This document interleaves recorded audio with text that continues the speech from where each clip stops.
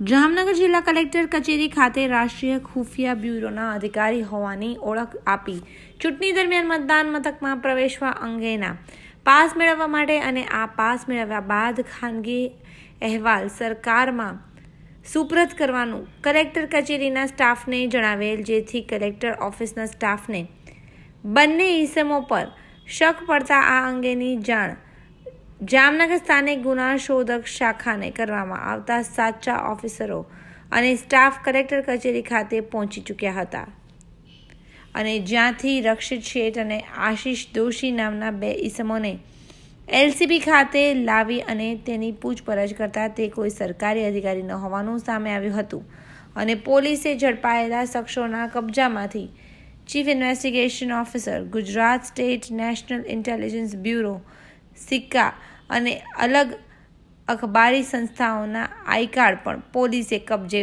કરી બંને ઇસમો વિરુદ્ધ ગુનો દાખલ કરીને તપાસ હાથ ધરી છે. જામનગર એલસીબી દ્વારા એવો પણ વિરોધ કરાયો છે કે આ બંને ઇસમોએ સરકારી અધિકારી તરીકેની ખોટી ઓળખ આપી કોઈ વ્યક્તિ સાથે છેતરપિંડી વિશ્વાસઘાત કરેલ હોય તો તેવી વ્યક્તિએ પોલીસનો સંપર્ક કરવા જણાવ્યું છે.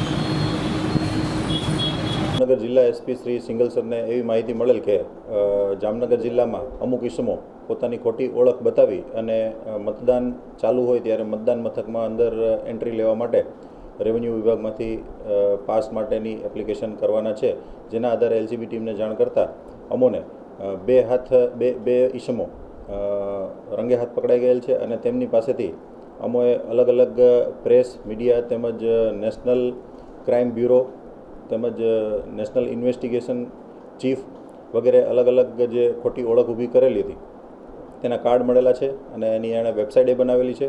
વેબસાઇટ ઉપરથી એમણે મેલ પણ કરેલા છે અલગ અલગ એજન્સી ઉપર અને એના આધારે જે ખોટી ઓળખ ઊભી કરી અને જે લાભ લેવા માગતા હતા એની ઈરાદો પાર ન પડવા દેતા અમે એને પકડી અને ઝીણવટભરી તપાસ કરી તેનો તમામ મુદ્દામાલ કબજે કરી અને આજ રોજ પીએસઆઈ શ્રી કે ગોહિલે સરકાર તરફે ફરિયાદ દાખલ કરાવી અને બી ડિવિઝન પોલીસમાં સોંપેલ છે. કેટલા વર્ષથી કરતા હતા આ લોકો આવી છે? એમની પ્રાથમિક પૂછપરછમાં એમણે એવું જણાવેલું છે કે અમે દિલ્હી પછી મુંબઈ તેમજ અલગ અલગ જગ્યાએ જે પ્રેસના રજિસ્ટ્રેશન થયેલા છે તેમાં અમે કાયદેસરનું કાર્ડ ધરાવીએ છીએ, પણ એ બધું ફેક જાહેર થયેલ છે અને નેશનલ ઇન્વેસ્ટિગેશન બ્યુરો ચીફ એવા એણે પોતાના કાર્ડનો વધુ ઉપયોગ કરેલો હોય, જેથી એ પણ અમે ઉપર વેરીફાઈ કરતા એવો કોઈ ઇસમ આ નામનો છે નહીં. જામનગર જિલ્લાના રક્ષિત શેઠ અને આશિષ દોશી એ બે ઇસમોને અમે પકડેલા છે. ચીટિંગ કરેલું છે એવું કંઈ છે? હાલની પરિસ્થિતિમાં અમે એટલે જ પ્રેસ મારફત અપીલ કરવા માગીએ છીએ કે કોઈ પણ પબ્લિકને આપણે ખોટા માર્ગે દોરવા માટે અથવા તો એની લાભ લેવા માટે જો પોતાની આવી ઓળખ ઊભી કરી હોય તો પોલીસ સમક્ષ રજૂઆત કરે તો એનો અલગથી ગુનો દાખલ કરવામાં આવશે.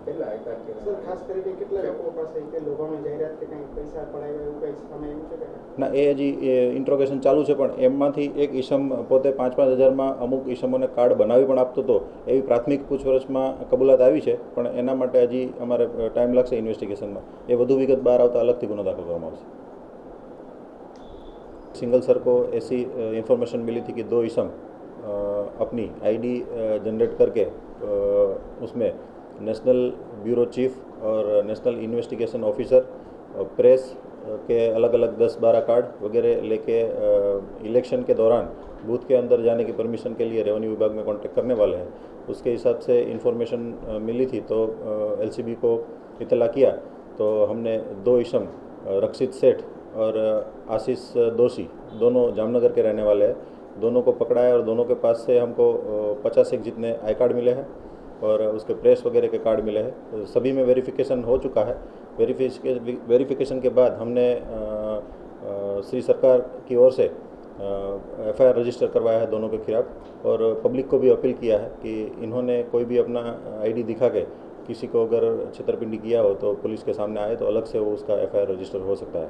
सर कितने समय से कर रहे थे और इसने कभी चीटिंग की तो कितने लोगों से की, ऐसा कुछ सामने आया क्या? नहीं, चीटिंग कितने लोगों से की वो भी इंट्रोगेशन चालू है और इसी के लिए अपील किया है कि किसी ने अगर इसका फ़ायदा उठा के इन्होंने कुछ किया है तो हमारे सामने आए तो हम अलग से गुनाह रजिस्टर करवा सकते हैं। इसमें से एक इसम ऐसा भी है कि जिन्होंने अलग आदमियों को भी 5-5 हज़ार में आई कार्ड बना के दिया है, ऐसा प्राथमिक इंक्वायरी में खुला है।